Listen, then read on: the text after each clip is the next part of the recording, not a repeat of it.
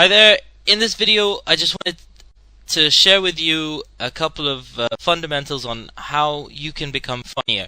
Just to tell you a little bit about myself, I had never actually done comedy before 2009. I'm actually recording this in January 2010, and in the past year, I've done a lot of changes. I've learned a lot of techniques and I've applied them. And doing that, I was able to do a lot of improv comedy. That's me. I've actually done a lot of stand-up comedy. I've worked on some sketch comedy. I don't want to say I'm not like a super expert, but I've applied a lot of techniques that have really helped me grow my confidence and grow my sense of humor. And a lot of people have asked me what has sort of influenced me, and I kind of wanted to share that with you, and also refer you to a couple of sources that have really helped me make these changes. Now, essentially, why would you want to become funny? So firstly, funny people are more popular. So when you increase your sense of humor, you have the potential to increase your popularity and your influence on other people. You can communicate a lot better. Whether you're speaking in public, you're doing a presentation, essentially you can be very interesting. When you don't add any humor, it can tend to be sometimes boring in a presentation. When you add humor, people listen to you more, people are more attentive, etc. So you get your message across. Having a sense of humor is one of the highly admired personality traits. It can be a great icebreaker to connect with people.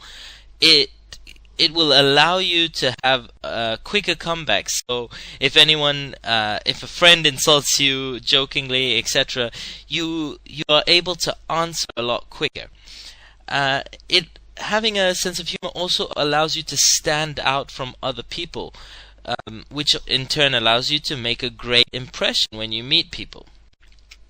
Now, a lot of people kind of wonder, can I become funny?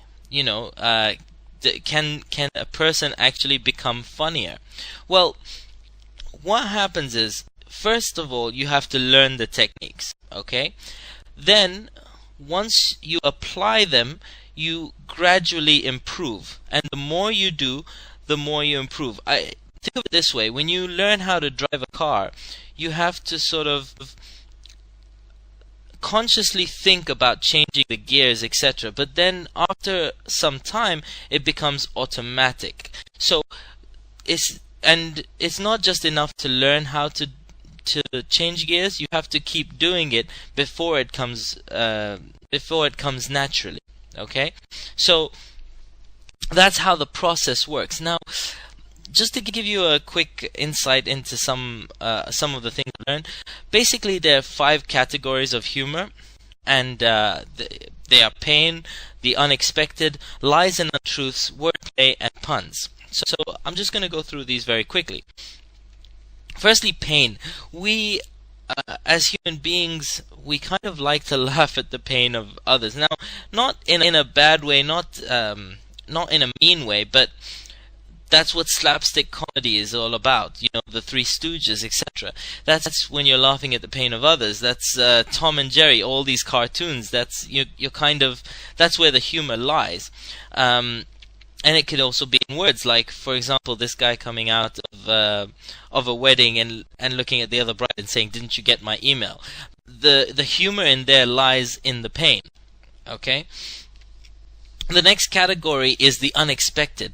Now, when you look at the composition of jokes in general, they take you on a story with sort of an expected outcome, and the punchline is where the twist occurs and it gives you something unexpected. Okay? And that's where the humor lies in sort of these pictures. This is something unexpected. When you look at a road sign and you see this, you're sort of expecting something, but then this is the unexpected. So that's where the humor kind of lies. Alright? The next category is lies and untruths. This is where something is isn't true is said. So for example, someone says, "Oh, the IRS visited me," and another person replies, "Oh man, I love those guys." Now that's where the humor lies in, you know that it's a lie or an untruth, okay?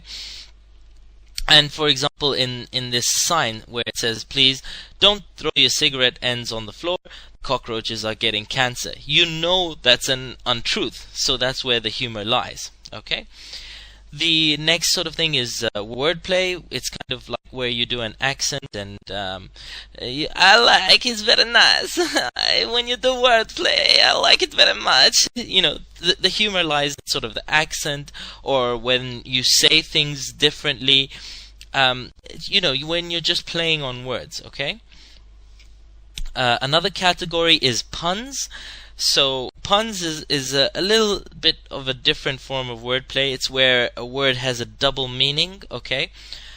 So for example, a guy goes up to a girl and says, "You have a lovely pair of coconuts," you know, and she's holding coconuts. Now, the above statement is a pun. I have no idea why. And the statement above that is an untruth. So think of this sign is a great pun. Any person except players caught collecting golf balls on this court will be prosecuted and have their balls removed. That's funny because it's a pun, okay? The word has a double meaning. Now, how you can become funnier. Basically, in order to become funnier, I just learn the different techniques that are available, understand them, and then just apply and practice them. And the more you practice and apply them, the funnier you'll become. Okay, but the first step is actually learning from people that can teach you.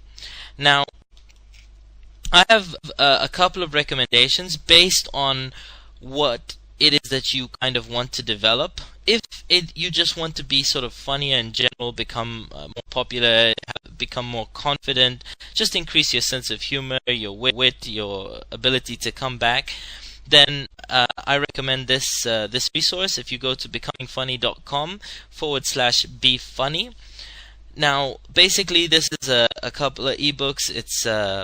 It also has a hypnosis MP3 audio, and that will help you develop your confidence and your sense of humor, etc. It explains the different types of humor and just techniques, etc.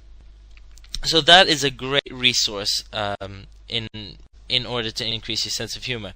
The other one is more for people that are interested in comedy for performing purposes. So if you're interested in doing stand-up comedy, now, so if that's your field of interest, then go to becomingfunny.com/stand-up.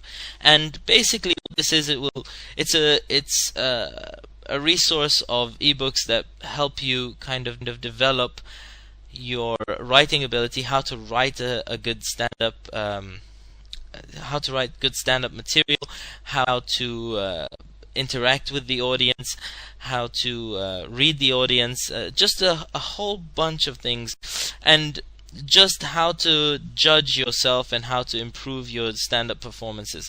So depending again on what you want to achieve, these are two amazing resources that have really helped me over the past year develop my sense of humor and my ability to perform in the comedy field. So I just wanted to kind of clue you in on these great resources that I've used, and I really hope that they will help you develop your sense of humor as well.